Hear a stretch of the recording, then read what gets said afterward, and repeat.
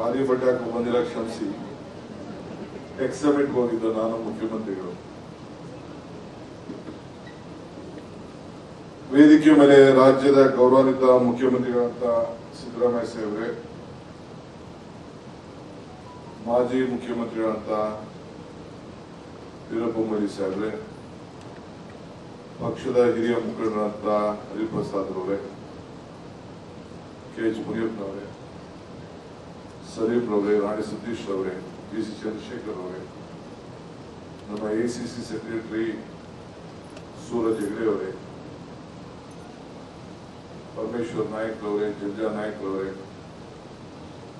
ನಜೀರ್ ಅಹಮದ್ ಅವರೇ, ನಮ್ಮ ಮಹಿಳಾ ಕಾಂಗ್ರೆಸ್ನ ಅಧ್ಯಕ್ಷರಾದ ಸೌಮ್ಯ ರೆಡ್ಡಿ ಅವರೇ, ಎಲ್ಲ ಕೆಪಿಸಿಸಿ ಎಲ್ಲ ಪದಾಧಿಕಾರಿಗಳೇ, 5 ಜನಕ್ಕೆ ನಮ್ಮ ಮಹಿಳಾ ಕಾಂಗ್ರೆಸ್ ಅವರು ಇವತ್ತು ಪ್ರಶಸ್ತಿಯನ್ನ ಕೊಡ್ತಾ ಇದೀವಿ ಅಂತ ಹೇಳಿ ಬಂದು ಚರ್ಚೆ ಮಾಡಿದ್ರು. ಪ್ರಶಸ್ತಿಗೆ ಪಾತ್ರರಾದ ಎಲ್ಲ ಗೌರವಾನ್ವಿತ ಪ್ರಶಸ್ತಿಗೆ ಅರ್ಹರೇ, ಎಲ್ಲ ಕಾರ್ಯಕರ್ತರುಗಳೇ, ಬಂಧುಗಳೇ, ಸ್ನೇಹಿತರೆ,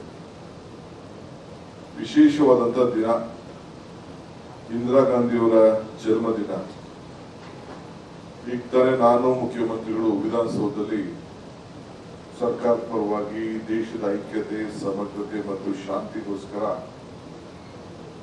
ಒಂದು ಪ್ರತಿಜ್ಞಾವಿಧಿಯನ್ನ ಬೋಧನೆ ಮಾಡುವಂಥದ್ದು ಒಂದು ಕಾರ್ಯಕ್ರಮ ಸರ್ಕಾರ ಹಮ್ಮಿಕೊಂಡಿದೆ, ಆದೇಶ ಇದೆ. ಆ ಪ್ರಕಾರ ಮುಗಿಸಿ ಇಲ್ಲಿಗೆ ಬಂದಿದ್ದೇನೆ. ಇಂದಿರಾ ಗಾಂಧಿಯವರ ಬದುಕಿನಲ್ಲಿ, ಯುಗದಲ್ಲಿ ನಾವೆಲ್ಲ ಬದುಕಿದ್ದೇವೆ ಅನ್ನೋದು ನಮ್ಮೆಲ್ಲರ ಪುಣ್ಯ.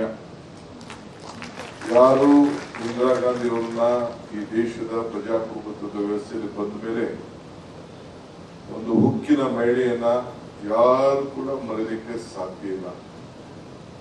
ಅವರ ಪ್ರತಿಯೊಂದು ಕಾರ್ಯಕ್ರಮ ಇವತ್ತು ಇಂದಿರಾ ಗಾಂಧಿ ಇಲ್ಲದೆ ಇರ್ಬೋದು, ಆದರೆ ಅವರ ಪ್ರತಿಯೊಂದು ಕಾರ್ಯಕ್ರಮ, ಹೆಜ್ಜೆ, ದಿಟ್ಟವಾದಂತಹ ಹೋರಾಟತನ, ಧೈರ್ಯ, ಇವರೆಲ್ಲ ಇಡೀ ವಿಶ್ವನೇ ಅವ್ರನ್ನ ಒಪ್ಪಿ, ಅವರ ನಾಯಕತ್ವ, ಗಾಂಧಿ ಕುಟುಂಬ ಕೊಟ್ಟಂತ ಮಾರ್ಗದರ್ಶನ, ತ್ಯಾಗ ನಾವ್ಯಾರು ಮರೆಯಲಿಕ್ಕೆ ಸಾಧ್ಯ ಇಲ್ಲ.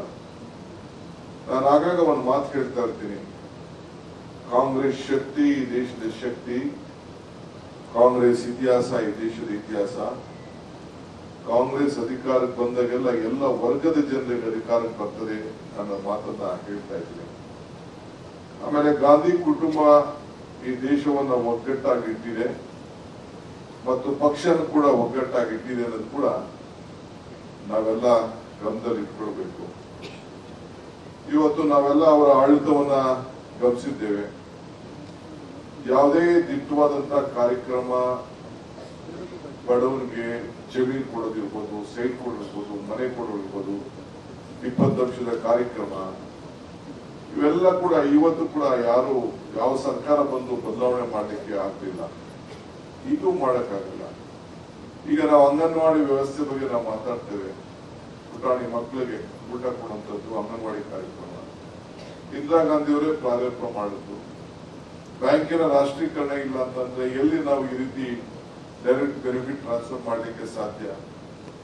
ಎಲ್ಲ ಬ್ಯಾಂಕ್ ರಾಷ್ಟ್ರೀಕರಣ ಆಗಲಿಲ್ಲ ಅಂದ್ರೆ ಯಾವ ರೀತಿ ತೊಂದರೆ ಆಗ್ತಿತ್ತು, ನಮ್ಮ ದೇಶ ಇಷ್ಟು ಮಟ್ಟಿಗೆ ಬೆಳಲಿಕ್ಕೂ ಸಾಧ್ಯ ಆಗ್ತಿರಲಿಲ್ಲ. ಇವೆಲ್ಲ ಕೂಡ ಈಗ ತಾನೇ ನಮ್ಮ ಸೌಮ್ಯ ಅವರು ಹೇಳ್ತಾರೆ, ಭಾರತ್ ಜೋಡೋ ಯಾತ್ರೆಯಲ್ಲಿ ನಡೆದಂತ ಒಂದು ಘಟನೆ. ನಾನು, ಮುಖ್ಯಮಂತ್ರಿಗಳು, ರಾಹುಲ್ ಗಾಂಧಿ ಅವರು, ಹರಿಪ್ರಸಾದ್ ಅವರು ಎಲ್ಲ ನಾವೆಲ್ಲ ಇದ್ದು ಅಲ್ಲಿ ಮೊಳಕಾಲ್ಮೂರು ಹತ್ರ ಮಧ್ಯದಲ್ಲಿ, ಜಲಕೆರೆಯಿಂದ ಮೊಳಕಾಲ್ಮೂರು ಮಧ್ಯದಲ್ಲಿ ಅಲ್ಲಿ ಟೀ ಕುಡಿಯಕ್ಕೆ ನಿಲ್ಲಿಸಿದ್ದವು. ನಿಲ್ಲಿಸಿದಂತ ಸಂದರ್ಭದಲ್ಲಿ ಒಂದು ಹೆಣ್ಣು ತಾಯಿ ಮೊನ್ನೆ ಒಂದು 5-6 ತಿಂಗಳಾಯ್ತು ತೀರ್ಕೊಂಡು, ಪೇಪರ್ಲು ಬಂದಿತ್ತು.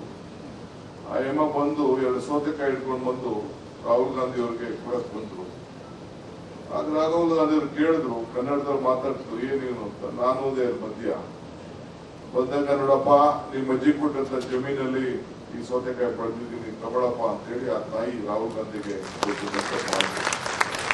ಇದರ ಅರ್ಥ ಏನು ಅಂದ್ರೆ, ಹುಡುಗರಿಗೆ ಭೂಮಿ ಅವತ್ತಿನ ಕಾಲದಲ್ಲಿ ಕೊಡಬೇಕು ಅಂತ ತೀರ್ಮಾನ ಮಾಡಿ, ಯಾರು ಜಮೀನನ್ನ ಅವರೇ ಉಳ್ತಾ ಇದ್ರು ಅವ್ರಿಗೆ, ನಿರಾಶ್ರಿತರಿಗೆ ಎಲ್ಲ ಕೊಡಬೇಕು ಅಂತ ತೆಗೆದುಕೊಂಡಂತ ಒಂದು ಕಾರ್ಯಕ್ರಮ ಇದೆಯಲ್ಲ, ಯಾವುದೇ ಕಾರ್ಯಕ್ರಮ ಬೇಕಾದಷ್ಟು ಯಾರು ಬದಲಾವಣೆ ಮಾಡ್ಲಿಕ್ಕಾಗುದಿಲ್ಲ. ಆಮೇಲೆ ಕಾಂಗ್ರೆಸ್ ಸರ್ಕಾರ, ಯಾವುದೇ ಕಾಂಗ್ರೆಸ್ ಸರ್ಕಾರ, ರಾಜೀವ್ ಗಾಂಧಿ ಕಾಲ ಇರಲಿ, ನರಸಿಂಹರಾಯರ ಕಾಲ ಇರಲಿ, ಮನಮೋಹನ್ ಸಿಂಗ್ ಕಾಲದಲ್ಲಿ ಯಾವುದೇ ಸ್ಕೀಮ್ಗಳನ್ನ ನಾವು ಜವಾಹರ್ಲಾಲ್ ನೆಹರು ಕಾಲದಿಂದ ಹಿಡಿದು ಇವತ್ತು ಕೂಡ ಒಂದು ಕಾರ್ಯಕ್ರಮ ಆಗ್ಲಿ ದಳದವರ ಅಧಿಕಾರಕ್ಕೆ ಬಂದಿರ್ಲಿ, ಬಿಜೆಪಿ ಅಧಿಕಾರಕ್ಕೆ ಬರಲಿ, ಇನ್ನೊಬ್ರು ಬಂದಿರ್ಲಿ, ಅದನ್ನ ಬದಲಾವಣೆ ಮಾಡಂತ ಶಕ್ತಿ ಧೈರ್ಯ ಯಾರಿಗೂ ಬರಲಿಲ್ಲ ಅಂತ ಈ ಸಂದರ್ಭದಲ್ಲಿ ನಾನು ಬಯಸ್ತೇನೆ. ಮೊನ್ನೆ ಚನ್ನಪಟ್ಟಣದಲ್ಲಿ ಕೆಲವರಿದ್ರು ನಾನು ಭಾಷಣ ಮಾಡ್ತಿದ್ದೆ ಯಾವುದೋ ಒಂದು ವೇದಿಕೆಯಲ್ಲಿ, ಹಿಂಗೆ ಹೇಳ್ತಾ ಇದ್ದೆ. ನಾನು ಹೇಳ್ತಾ ಇದ್ದೆ, ಆಯ್ತಪ್ಪ ಪೆನ್ಷನ್ ಯಾರು ಶುರು ಮಾಡಿದ್ರು, ಓಲ್ಡ್ ಏಜ್ ಪೆನ್ಷನ್ ಶುರು ಮಾಡಿದ್ರು. ಅದಕ್ಕೆ ಒಂದು ಅಜ್ಜಿ ಮುದುಕಿ ಹೇಳ್ತಾ ಇದ್ರು, 40 ರೂಪಾಯಿ ಕೊಡ್ತಾ ಇದ್ರು ಸ್ಟಾರ್ಟಿಂಗ್ ಪೆನ್ಷನ್ಗೆ ಅಂತ. ಸೊ ಹಂಗೆ ನೆನೆಸ್ಕೊಡ್ತಾ ಇದ್ರು, 40 ರೂಪಾಯಿ ಶುರು ಆಯ್ತು. ಹಂಗೆ ಅವತ್ತಿಂದ ಪೆನ್ಷನ್ ಇವತ್ತು ಎಷ್ಟು ಮಟ್ಟಕ್ಕೆ ಹೋಗಿದೆ. ಈಗ 1100 ರೂಪಾಯಿವರೆಗೂ ಪೆನ್ಷನ್ ನಾವು ಕೊಡ್ತಾ ಇದ್ದೀವಿ. ಏನಾದ್ರು ಬದಲಾವಣೆ ಮಾಡಕ್ ಆಯ್ತಾ? 60 ವರ್ಷ ಆದವ್ರಿಗೆ, ಹಿರಿಯರಿಗೆಲ್ಲ ಪೆನ್ಷನ್ ಕೊಡುವಂಥದ್ದು, ಹ್ಯಾಂಡಿಕ್ಯಾಪ್ ಪೆನ್ಷನ್ ಕೊಡುವಂಥದ್ದು, ಇವೆಲ್ಲ ಕೂಡ ಮಾಡ್ಲಿಕ್ಕೆ ಸಾಧ್ಯ ಆಗ್ತಿಲ್ಲ. ಇನ್ನ ಬಹಳ ಜನ ನಾಯಕರುಗಳಿದ್ದಾರೆ. ಇಂದಿರಾ ಗಾಂಧಿ ಅವರ ಪುಸ್ತಕ ಬಿಡುಗಡೆ ಮಾಡ್ತೀನಿ ಅಂತ ಹೇಳಿ ಒಂದು ಮಾತು ಕೊಟ್ಟಿದ್ದೆ, ನಾನು ಕ್ಷಮಿಸಬೇಕು. ಪುಸ್ತಕ ಪ್ರಿಂಟ್ ಮಾಡಿಸಿ ಇಟ್ಬಿಟ್ಟಿದ್ದೀನಿ. ಅದು ಕಾಪಿ ರೈಟ್ ರಾಹುಲ್ ಗಾಂಧಿ ಅವ್ರ ಕೈಲಿದೆ, ಸೋನಿಯಾ ಗಾಂಧಿ ಅವ್ರ ಬರೆದ ಪುಸ್ತಕ ಇಲ್ಲೇ ಇದೆಲ್ಲ ಪ್ರಿಂಟ್ ಮಾಡಿಸಿ ಸಾವಿರಾರು ಪುಸ್ತಕಗಳಿದೆ. ಇವತ್ತು ಏನಾದ್ರು ಮಾಡಿ ರಿಲೀಸ್ ಮಾಡೋಣ ಅಂತ ಹೊರಟಿದ್ದೆ. ನಾನು ರಾಹುಲ್ ಗಾಂಧಿ ಅವ್ರ ಎಲೆಕ್ಷನ್ ಬಿಸಿ ಇದ್ರು, ಆ ಲೆಟರ್ನ ತೆಗೆದುಕೊಳಕ್ ಆಗಿಲ್ಲ.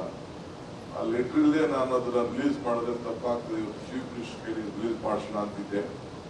ಇವತ್ತು ಮಾಡೋದು ಸರಿ ಇಲ್ಲ, ನಾಳೆ ಬೆಳಗ್ಗೆ ತಪ್ಪಾಗ್ತದೆ. ನೋಡೋಣ, ಪ್ರಗಾ ಅಧಿವೇಶನದಲ್ಲಿ ಅವರೆಲ್ಲ